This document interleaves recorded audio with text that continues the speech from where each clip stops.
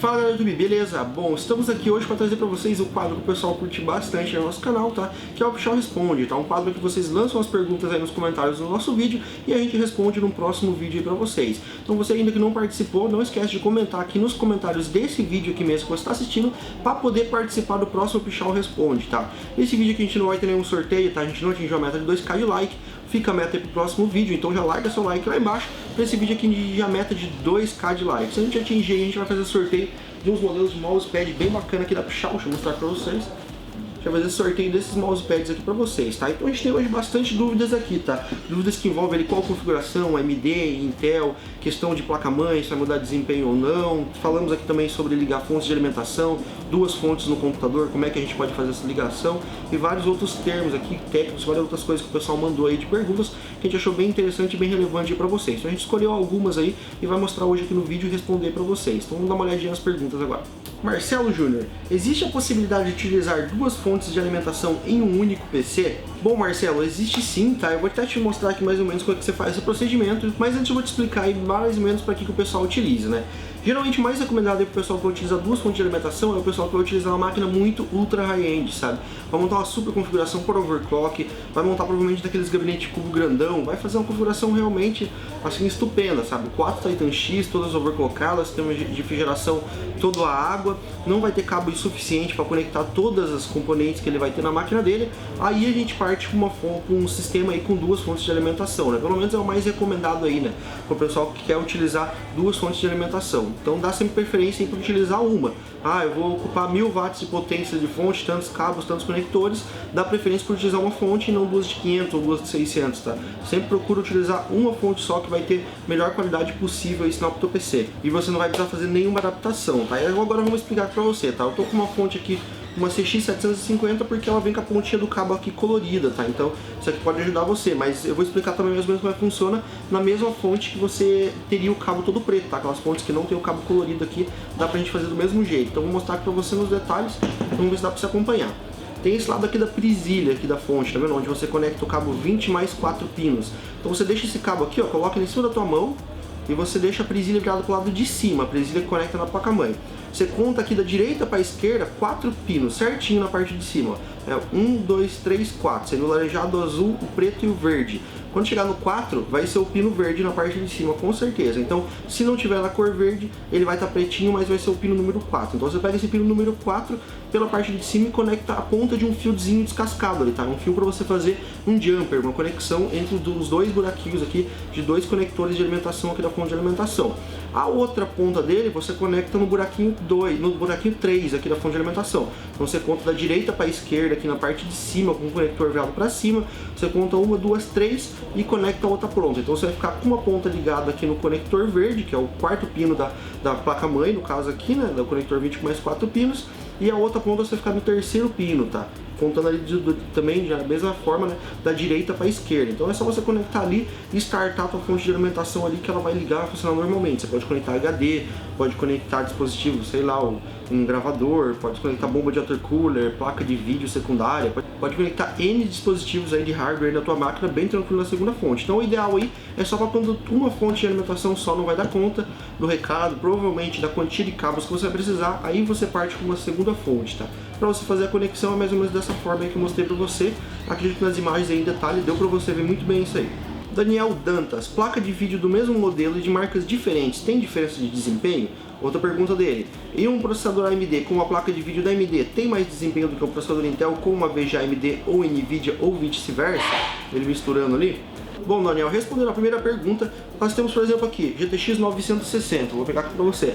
Esse modelo que a gente tem aqui hoje na mão aqui é um modelo da Gigabyte. A gente tem a GPU GTX 960, né, uma GM206, e ela vai ter ali, a Nvidia distribuir essa GPU para vários fabricantes, né? Cada fabricante montou seu cooler diferenciado em cima, então a EVGA montou dela, da ASUS montou dela. Todos os fabricantes foram montando cada um seu sistema de refrigeração e modificando, fazendo algumas modificações no PCB em alguns fabricantes só, não é todos os modelos que têm modificações de PCB. Além disso aí, eles podem adicionar ainda versões de overclock, né? Então ela pode criar versões de BIOS ali e modificações de hardware também no PCB da placa de vídeo aqui para poder fornecer overclock a mais, um clock maior tanto na memória memória quanto no clock da GPU da placa de vídeo. Isso sim pode garantir um desempenho a mais. Então você sempre fica de olho ali no core clock da placa de vídeo, vê quanto que ela vai no boost ali. Provavelmente os modelos que tem o maior clock ali base e o maior clock no boost vão ser os modelos que vão dar mais desempenho.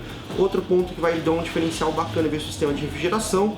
Modelos com cooler referência, geralmente eles têm temperaturas mais altas, então ele não vai conseguir usufruir muito bem do GPU Boost 2.0. Ele vai chegar ali num certo ponto, vai conseguir obter um overclock a mais ali na GPU, dou um exemplo aqui da NVIDIA para vocês, e depois ele vai precisar reduzir para manter essa temperatura. Estou dando um exemplo de uma 980 Ti, no caso, que a gente testou aqui, acontece isso. Já quando você pega uma 980 Ti com um cooler diferenciado, além dele trabalhar com overclock a mais, que é o que o fabricante ali, Gigabyte, Asus, garante ali, né, já na placa de vídeo manda para você, ele tem mais os recursos do GPU Boost 2.0, então ele tem um target ali, ele consegue aumentar um clockzinho a mais. Geralmente ele aumenta ali 40, 60 MHz, dependendo do modelo da placa de vídeo, e isso te garante um desempenho a mais aí e garantindo uma temperatura bem tranquila também, porque se ele sente que a placa de vídeo está chegando no target térmico dele ali, ele vai lá e automaticamente reduz o clock da placa de vídeo para trabalhar dentro do especificado pelo fabricante, que no caso é a NVIDIA aí, para poder garantir a segurança máxima da placa de vídeo. Então você não vai queimar fazendo esse overclock automático da placa de vídeo. Agora a tua segunda pergunta ali, que é falando das combinações, já vi muito pessoal comentando sobre isso aí, combinação Intel com NVIDIA, AMD com AMD, processador com VGA AMD, se vai dar melhor desempenho. Isso aí na realidade é mito, né, porque você pode misturar qualquer tipo de configuração de placa de vídeo e vai depender muito do equilíbrio mesmo que você vai montar. Não adianta você colocar um processador dual core aqui com uma GTX 980 Ti. Você está com uma configuração super desequilibrada, mesmo que o processador seja Intel, ele não vai casar muito bem com a 980 Ti, mesmo sendo Intel. Então aí você já vê que Intel com NVIDIA não é sempre que vai dar o mesmo, não vai casar o hardware perfeito aí, né? E não tem boicote de desempenho. Então você pode conectar uma placa de vídeo, no caso da AMD, em uma placa-mãe ali com processador Intel, que não vai ter nenhum problema, você não vai perder desempenho nenhum. Vai depender ali de qual configuração você está comparando. Se você pegar um dual core e comparar com o i7 ali, daí vai ficar, claro que vai ficar totalmente desequilibrado, tá? Mas não tem diferença, você pode misturar tranquilamente, é só ver uma configuração equilibrada ali que vai ficar bem justa aí na questão do desempenho em jogos, muito provavelmente. Alisson Rodrigo, por que os preços dos PCs são mais baratos do que nos outros sites e vocês importam peças? Ele está perguntando duas coisas aqui. Por que o nosso preço é mais barato e está perguntando se a gente importa peças. Bom, essa primeira pergunta aqui não tem muita explicação, né, pra gente ficar sendo assim, porque a gente compra do mesmo lugar que eles, tá? São fornecedores oficiais no Brasil. A gente só acha mais justo, né, cobrar aí um preço aí mais bacana pra vocês, senão eles vão uma margem sempre mais baixa. A gente prefere ganhar uma quantidade maior de produtos que a gente vende do que a gente pegar e ficar ganhando uma margem maior ali em cima de um produto só, né? Mas se no caso aí o outro site às vezes vende menos produtos, né, provavelmente ele tem que manter uma margem um pouquinho mais alta ali em cima para poder cobrir isso aí. A gente vende bastante quantidade, então a gente consegue garantir um preço bem bacana para vocês, fora nossas parcerias que nós temos com os fabricantes. Então a gente sempre está conseguindo super descontos aí para vocês, uns preços bem bacana aí, tá? E a segunda pergunta ali, né, eu já respondi ali no início dessa questão aí que eu mencionei para você, se a gente importa peças, né, mas a gente não importa, a gente compra de fabricantes aí, são os fornecedores oficiais no Brasil que os fabricantes recomendam para a gente comprar, são certificados por eles. Então os fornecedores importam os produtos e a gente vai lá e compra desses fornecedores, que é o mesmo fornecedor que vende para todos esses outros sites que vocês conhecem aí de hardware, de computadores. Então eles compram do mesmo lugar e pagam o mesmo preço que a gente. Anderson Gonçalves, eu trabalho com edição de vídeo de imagens, porém sou gamer. Falam que a AMD é melhor para gamers e Intel para programas e edição. Qual configuração vocês me recomendam, AMD ou Intel? Anderson, a questão da configuração depende muito do teu orçamento, tá? Seria mais ideal você passar um orçamento ali, qual o teu objetivo e o teu nível de edição que você vai querer, também o nível que você vai jogar. Tudo isso aí influencia, então essa questão de AMD ou Intel para uma coisa ou para outra, né, para X ou para Y, aí, é tudo mito, tá? Vai depender muito do teu orçamento, do nível que você quer investir, para que você vai utilizar. O pessoal aí que vai utilizar uma máquina muito ultra high-end aí, né, precisa de um nível, vai investir com programas extremamente pesados de renderização 3D, muitas vezes para cálculo, aí vale a pena você investir numa placa NVIDIA, própria para cálculo, outras vezes com um processador mais forte por parte da Intel, outras vezes o próprio AMD. Então não tem muito que, assim, não tem uma base aí falando assim, esse processador aqui é para edição e esse outro para games, né? Tanto é que o pessoal fala muito, e eu vejo que é errado isso, o pessoal fala que os processadores da AMD são melhores para jogos, e não é que eles são melhores para jogos, é que muitas vezes dentro do orçamento que você tem ali, você consegue um desempenho superior com o processador AMD, mas não significa que ele é melhor para jogos, você vai conseguir rodar da mesma forma com o Intel. O problema é que você vai gastar um pouquinho mais dependendo do caso, tá? Isso vai variar de caso para caso. Isso acontece com placas de vídeo também, muitas vezes NVIDIA, AMD, vice-versa, então a história sempre se inverte. Então essa questão aí também é outro mito que a gente está quebrando aí. Felipe Passoni, forçar uma resolução mais alta do que o monitor suporta é prejudicial ao equipamento? Bom, eu acredito que o Felipe ele tá falando aí sobre as tecnologias da AMD e da NVIDIA de forçar uma resolução, né, que não é nativa do seu monitor, no caso o DSR e o VSR.